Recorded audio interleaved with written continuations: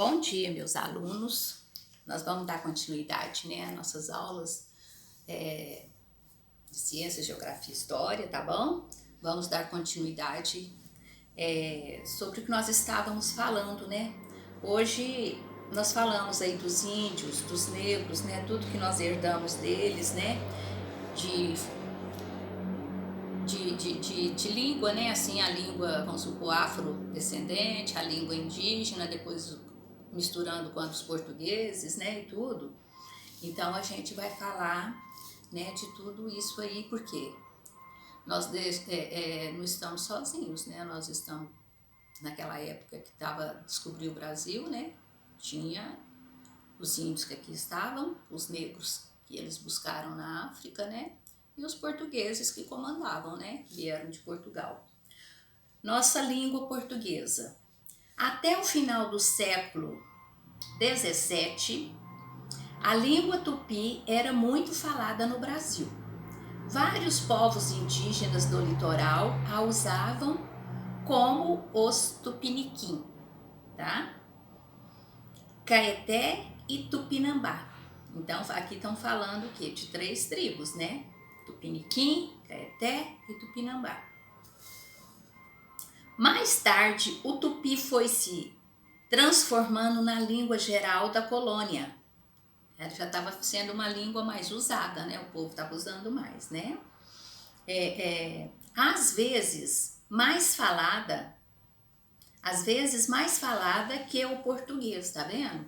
Essa língua, né, que foi a tupi, ela foi transformando na língua geral, ela já estava sendo mais falada do que a língua portuguesa, tá? Eles falaram aqui, ó. Essa língua geral desdobrou-se em duas, ela dividiu em duas, essa língua geral. A língua geral amazônica, né, por causa do estado do Amazonas, e a língua geral meridional. Tá até colorida de verde claro, então vocês prestem atenção, que quando vem colorida assim, está em destaque, é para prestar atenção. Essa meridional falada no sul do país. Então, nós tínhamos, né, a língua geral amazônica e a língua geral meridional, que era falada mais no sul do país. No século XIX,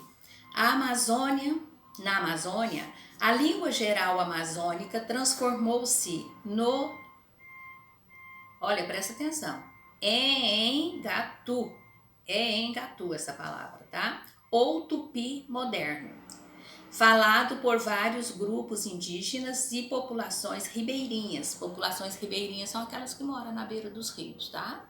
Falou? No início do século XX, a língua geral meridional tinha desaparecido. Então, a meridional, né, no início do século XX, ela desapareceu. É importante saber que no final do século XVIII, a coroa portuguesa, por meio de um ministro, o Marquês de Pombal, combateu o uso de línguas indígenas na colônia. Então, os portugueses começaram a combater, né? Foi aonde foi, né, de certo, diminuindo no meio do povo. Eles estavam proibidos de falar, né? Combateu o uso de línguas indígenas na colônia. Era uma forma de fortalecer o domínio colonial português e retirar as influências de padres católicos, em especial os jesuítas, porque os jesuítas davam aulas, né, ensinavam os índios, né, catequizava, né, pregava a religião, né, e tudo, né. Então, aí já estavam os portugueses, a coroa portuguesa, por meio de um ministro, o Marquês de Pombal, já estava combatendo o uso de línguas indígenas na colônia. E tudo era uma forma de fortalecer, né, o domínio colonial português e retirar é tirar, tá? As influências dos padres católicos, tá? Em especial os jesuítas. Os jesuítas davam aula, pregavam a religião, né? Essa história ajuda a explicar melhor por que a língua portuguesa falada no Brasil possui tantas palavras originárias de várias línguas indígenas Veja os exemplos ao lado. Ó, aqui do lado aqui, meridional é o mesmo que sul, localizado no sul. Então, essa palavra meridional, ela é o mesmo que sul, localizado no sul. Depois veio abacaxi, pipoca, toró. Esse toró que eles falam é chuva grossa, sabe? Toró, ó, chuva forte, tá bom? Tem aqui tudo aqui para vocês verem, ó, aqui do lado, ó, nessa página, né? Que é a primeira que nós estamos vendo, né? Então, aqui tá explicando muita coisa, assim, das que a gente, né, herdou, né, dos índios. Então, vamos dar prosseguimento. Depois que nós lemos, né, que ele estava tirando, né, assim, proibindo, o Marquês de Pombal estava proibindo, né, a fala indígena, assim, muitas coisas da fala indígena, proibindo também, né, os jesuítas, né, os católicos, são os padres católicos, né, tudo. Então, aí, vamos ver, já olhamos, né, as palavras que vieram, né, deles lá, né, dos indígenas, da língua indígena, que é a pipoca, o abacaxi, né, meridional, que é o mesmo que sul, localizado no sul, né, e o toró, que é a chuva forte, né. Essa história ajuda a explicar melhor porque a língua portuguesa falada no Brasil possui tantas palavras originárias, tá? Originárias das várias línguas indígenas. Veja o exemplo ao lado. Nós olhamos, né, as figuras, né, com os nomes direitinho. Veja mais algumas palavras de origem indígena. Curumim. Curumim significa criança, tá? Caboclo. Caboclo é que vem do mato, tá? Caboclo é que vem do mato. Catapora. Doença marcada pela febre e erupções na pele. Pitanga. Pitanga é cor vermelha. Existe a frutinha, né, pitanga, só que hoje não tem pitanga só vermelha, né, a gente já conhece que tem uma pitanga amarela também, né. Depois, pitanga, cor vermelha, xará, pessoa com o mesmo nome. Hoje a gente ainda fala, né, por exemplo, quando repete o nome, nossa, é meu xará, né, você é meu xará, tem o mesmo nome, né. Existem expressões como nhé, nhen, nhé, nhen, entendeu?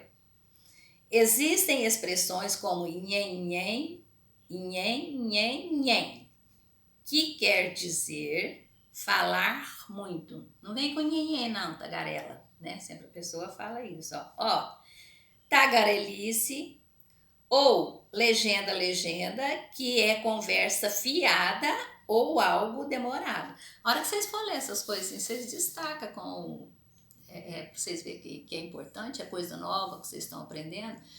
Quem não tem o marca-texto, usa o lápis verde clarinho, amarelo clarinho, para vocês destacar, para vocês gravarem, né, assim, esses tipos de palavras, tá bom? Há também nomes de localidades como Sorocaba, Anhangabaú, tá? Angabaú, Anhanguera, olha que nome. Depois vem Cunhambebe, Jericoacoara e muitas outras. Lê devagarinho que vocês vão entender tudo direitinho, porque isso aí é língua dos indígenas, né? Que misturou com a nossa, né? E tudo, então aí vai modificando, né? Então presta bastante atenção a hora de ler. Assim como existem palavras de origem indígena em nossa língua, existem também as de origem africana. Então, os primeiros, né, seres que a gente conheceu diferente, os portugueses chegaram e já foram, né, acharam os índios, já trouxeram os negros de lá, então foram os indígenas e os negros, né, os africanos, tá bom? Assim como existem palavras de origem indígena em nossa língua, existem também as de origem africana. Veja esta lista, ó, aqui no livro de vocês, tá? tá? Ó, tá escrito bem grande, lê tudo direitinho, tá bom? Vamos marcar, né, que a página é 81 e tem uma lista aqui para vocês lerem. Exemplos de palavras de origem africana usada no português do Brasil: abóbora, angu, bagunça, beleléu, borocochô, caçamba, cafuné, capenga, canjica, coringa, dendê, dendê é o óleo, né, o azeite, né? Dengo, embalo, encabulado, jegue, jegue é burro, né, que a gente fala, né, o animal, né? Giló, macaco, mambembe, ó, mambembe, milonga, miloca, orixá, quindim, quitanda, sacana, samba, sunga, tanga, tipóia. Ó, sunga é uma vestimenta, né? Tipo de um short, né? Tanga é a que os índios usam, né? Eles fazem de penas, né? De pássaros, né? Colorida, né? Tipóia. Tipóia é aquela que a gente coloca no braço, por exemplo, quando a gente quebra o braço, né? Que precisa imobilizar. Então, aquele que a gente usa e amarra assim no pescoço para segurar o braço no alto, assim, para não doer, aquele lá que é a tipóia, tá? Chachado, chachado é uma dança, né? Xodó, zabumba, zonzo e zumbi. Cite, agora passou para as perguntas aqui para vocês responderem, tá? Ó, cite 5 palavras de origem indígena ou africana que você costuma usar com frequência. Né? Dessas palavras africanas e indígenas que vocês estudaram, que vocês viram falar, vocês já conheciam alguma? Então aí vocês vão colocar 5. Vocês vão falar 5 delas que vocês já conheciam, tá? Que você costuma usar com frequência, né? Sunga, por exemplo, vocês sabem, né? Comida, né? Também, né? Que a mamãe sabe, né? Bagunça, né? Então, não vamos fazer bagunça, tá bom?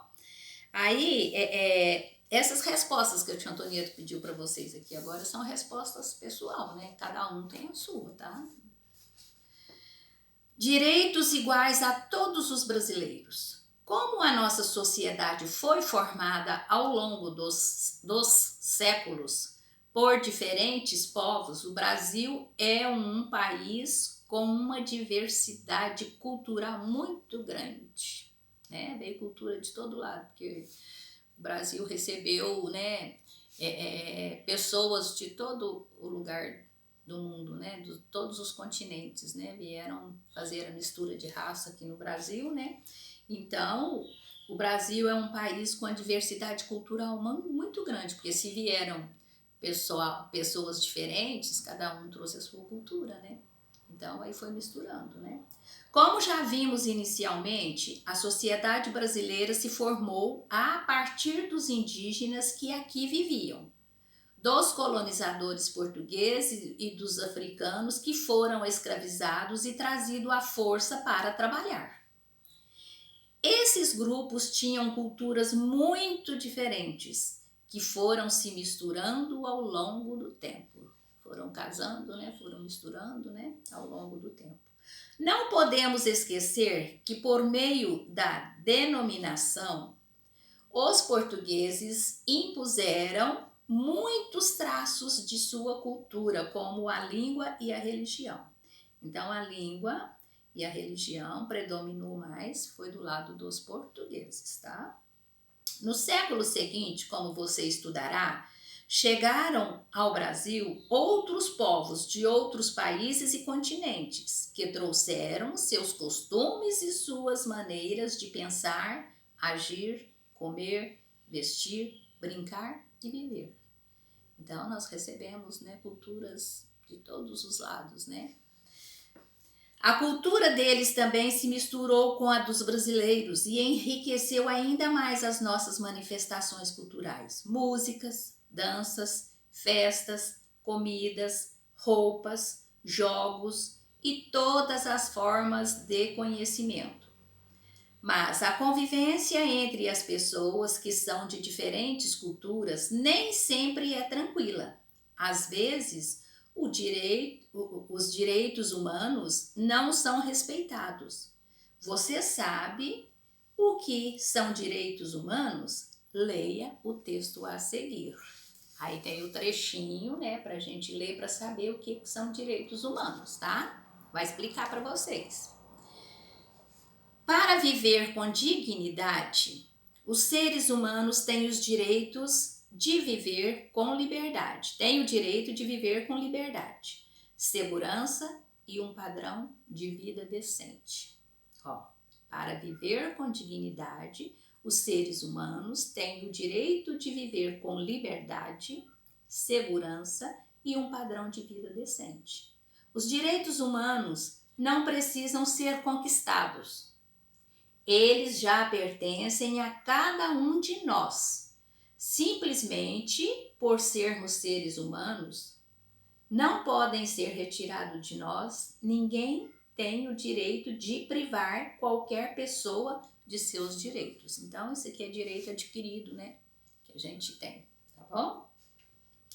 São direitos fundamentais: o direito à vida, à privacidade, a liberdade e a igualdade. Há também outros direitos sociais, como educação, saúde, segurança, trabalho, alimentação, moradia, lazer, infância, entre outros.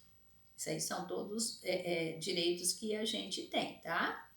No contato, nem sempre todos os brasileiros são respeitados. Há grupos na nossa sociedade que são discriminados. O que é discriminado? Fica sem direito às coisas, né? Assim, vocês vêem muito falar assim na televisão, né? Por exemplo, a raça negra, né? Porque é negro, não tem direito às coisas, recebe humilhações, né?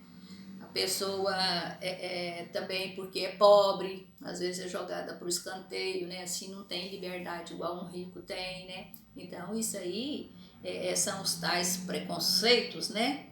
Então, é o que atrapalha muito, tá? Às vezes são pessoas que ficam humilhadas. As pessoas que não têm direito são pessoas que ficam humilhadas, né? No entanto, nem sempre todos os brasileiros são respeitados. Há grupos, marca bem esse trechinho, há grupos na nossa sociedade que são discriminados. As causas da discriminação podem ser sua crença, né, religiosa, pode ser a sua origem, né, de onde veio, a cor da pele, ó, tá vendo? Sua sexualidade, enfim, alguma característica que deveria ser respeitada, mas acabou não sendo, tá bom? Agora aqui, número 1, já as tarefas que vocês vão fazer, né, para vocês discutir, né, o preconceito e discriminação. Mas como vocês não estão com os coleguinhas dentro da sala de aula, né, conversa com a mamãe, o que vocês pensam sobre a pessoa que não respeitam as outras? Vocês defendem a liberdade de as pessoas pensarem e agirem como quiserem? Vocês respeitam essa liberdade da pessoa agir, pensar, né? Viver do jeito que a pessoa quiser. Vocês acham certo, né? Como diz o outro, cada um no seu quadrado, né? Existem órgãos no Brasil e no mundo que são responsáveis por garantir que os direitos humanos sejam respeitados. Os direitos sejam respeitados e aplicados para todas as pessoas. Eles também elaboram ações sociais para que cada vez mais pessoas sejam protegidas e beneficiadas pelas conquistas dos seus direitos. Todo mundo tem direitos iguais, não tem que um ter mais que o outro, né? Há ações desenvolvidas especialmente para os grupos que mais sofrem discriminação, chamadas ações afirmativas. Leia sobre o que tem feito para melhorar a vida de muitos brasileiros. Ó, vem em destaque de novo para vocês lerem com muita atenção.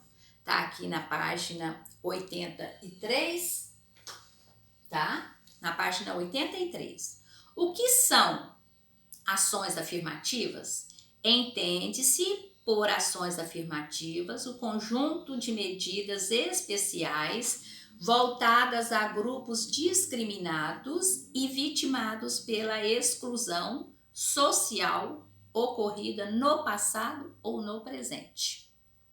Lembra dos verbos? Passado, lá atrás. Presente, aqui e agora. Tá? Que a tia Antonieta fazia para vocês não terem dificuldade. Depois, qual o objetivo das ações afirmativas? O objetivo das ações afirmativas é eliminar as desigualdades e segregações, de forma que não se mantenham grupos etilizados e grupos marginalizados na sociedade. Ou seja, busca-se uma composição diversificada, onde não haja o predomínio de raças, etnias, religiões, gênero, etc. Era para todo mundo ser igual, né? Isso aí era o sonho, né? É muito difícil, né? E tudo, né? Mas um dia, quem sabe, né? Água mole em pedra dura, tanto bate até que fura, vai falando, vai melhorando, né? As pessoas vão concordando, né? E tudo. Para o bem, né? Da nação. Como são feitas as ações afirmativas? Por meio de políticas que propiciem uma maior participação destes grupos discriminados na educação, na saúde, no emprego, na aquisição de bens materiais, em redes de proteção social e de reconhecimento cultural. Essas partes aí que a gente tem, né? Os direitos da gente, né? Tem que ser respeitados, né? Embora, né? Tem muita gente que ainda não aceita, não coopera, né? Não respeita, né? Que tal assistir? Aqui tem no livro de vocês para assistir filme, ó. A TV Futura apresenta vídeos sobre a diversidade cultural brasileira, mostrando diferentes ritmos, jogos, danças e festas de origem africana e afrodescendente. Algumas dessas manifestações não existem na África e só acontecem no Brasil, como a capoeira. Então, logicamente, os africanos vieram com os conhecimentos deles de lá, né, os costumes, né, mas aqui no Brasil já tem danças que eles inventaram que lá na terra deles não tem, tá? Então, eles continuam criativos, né? Eles continuam, né, inventando. Hoje, essas páginas tá dando, assim, mais para leitura, entendeu? É vocês lerem, prestarem atenção, né? Assistir o filme, né? Então, olha, nós vamos até a página 85, ó. Tem mais leitura. E amanhã, a hora que for dar sequência, provavelmente as perguntas, vocês têm que voltar em tudo aqui que vocês leram hoje. Vocês vão lendo, pega o marca-texto, né? Ou o lápis que a tia Antonieta fala para vocês. Vai destacando, né, as que vocês sentem mais dificuldade para vocês verem, tá bom? O que é que tá perguntando, já para marcar, para ficar mais fácil daqui para frente para vocês responderem, tá? Os povos indígenas e africanos foram escravizados pelos europeus no passado, mas eles sempre resistiram à escravidão e às diversas formas de imposição cultural que desrespeitavam sua cultura, a sua cultura original, tá? Ainda hoje, os descendentes dos povos indígenas e africanos têm de lutar pelos seus direitos. Leiam sobre o povo indígena Pancararu, tá? Presta atenção nesses nomes, né? Que são todos diferentes, escreve de modo diferente, né? Nesse aqui, por exemplo, está usando a letra K, né? O jeito de escrever e pronunciar. Indígenas lutam por moradia em São Paulo. Foram para a cidade, né? Então, eles chega lá, tem que ter a moradia, né? Cada um tem que ser a sua, então tem que lutar muito, né? Para ter, né? Este dia de encontro é para que possamos de fato mostrar que estamos unidos, que a nossa luta não é fácil, mas que temos importantes aliados, como entidades de apoio e representantes de órgãos públicos. Estamos há 8 anos na luta por moradia e sabemos que só com a nossa união iremos conquistar os nossos direitos.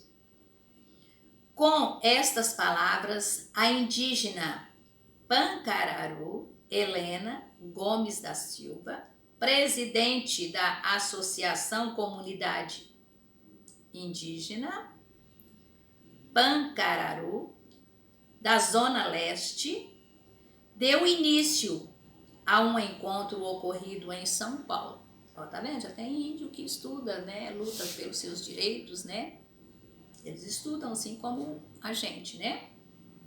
Helena conta que seu povo é originário da região do Brejo dos Padres, em Pernambuco. Pernambuco fica no nordeste do Brasil, tá? Bem lá pro lado do norte, mas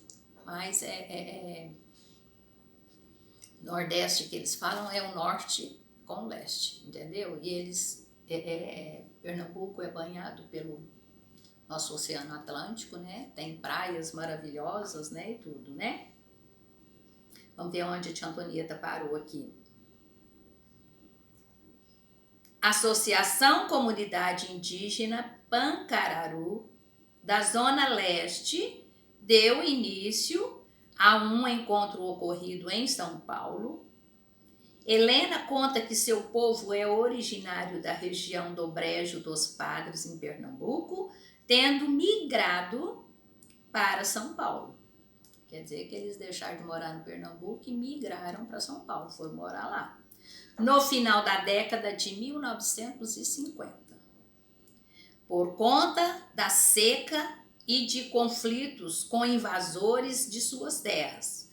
Porque os índios, né, já estavam aqui, mas eles foram perdendo o lugar deles morar, né, porque o povo invadia as terras deles, né, e tomava, né. Atualmente, o povo Pancararu conta com mais de 1.500 pessoas vivendo em diversos bairros da capital paulista. Então, ó, aí vem as gravuras, né, que eles deixaram de morar, né, lá na terra deles, nas matas, né, e tudo, e estão morando hoje na grande São Paulo, né. Número 2, vamos ler lá. Você acha que o povo Pancararu está conseguindo resistir às dificuldades? Faz a leitura direitinho, né, para vocês verem se sim ou não, né?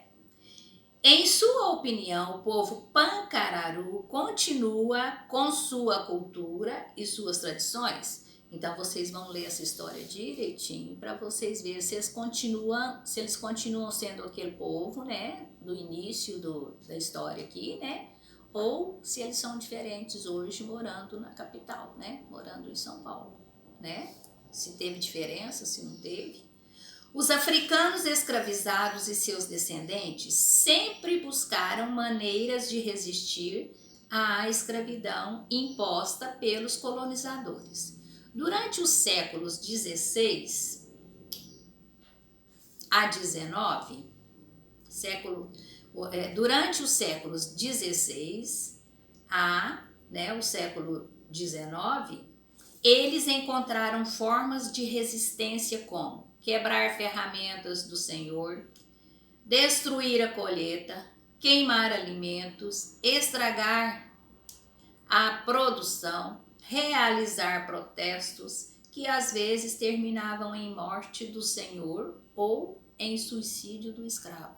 Eles começaram a ficar rebeldes, né? Foram com o sofrimento da escravidão, essas coisas, eles começaram a ficar rebeldes, né? E começaram a fazer essas coisas erradas, né? Assim, porque quebrar a ferramenta do senhor, destruir a colheita, queimar alimentos, ia fazer falta para eles mesmo, né? Estragar a produção, realizar protestos que às vezes terminavam em morte do senhor ou suicídio do escravo. Essas coisas assim, né, torna coisas mais assim pro lado da rebeldia, né? Hoje tem leis, né, tem tudo, né? Então a gente pode entrar na justiça, né, para defender os direitos da gente. Assim são eles, né? Procurar, né, na paz, né, não na guerra, né? A fuga individual ou em grupo também era muito frequente, eles fugiam, né? Aí foi aonde foi surgindo os quilombos, né? Que eles foram fazendo as moradas deles em outros lugares, né? Os negros, né? Quando conseguiam fugir, os escravos eram caçados por capangas a serviços dos seus senhores. Mas eles se escondiam em lugares distantes e afastados das vilas e cidades e formavam os quilombos aí. Tá vendo? Chegamos nisso aí. Quilombo é a moradia que os escravos fundavam quando eles fugiam. Eles, né, tinham os quilombos, né? Para eles era o ambiente deles, aonde eles moravam, né? Onde eles escondiam. Então aí deram o nome, né, para esses lugares assim, né, de quilombo. Existiram muitos quilombos nas regiões do Brasil onde a escravidão foi usada. A palavra que vem de quilombo, língua umbudu, veio da Angola, essa língua, sabe? A língua é chamada umbundu. Ela veio da Angola. Angola é lá na África, de onde eles trouxeram os negros, tá? Significa uma comunidade formada por escravos que fugiram e organizaram uma nova maneira de viver em liberdade, né? Eles estavam procurando viver em liberdade, né? O mais conhecido foi o Quilombo dos Palmares, ó, grifa ele aí, tá? Para vocês não esquecerem. Localizado no atual estado de Alagoas, que é lá no Nordeste, né? E que durou quase um século. Um século? São quantos anos? 100, né? 100 anos. Chegando a ter mais de 20 mil pessoas,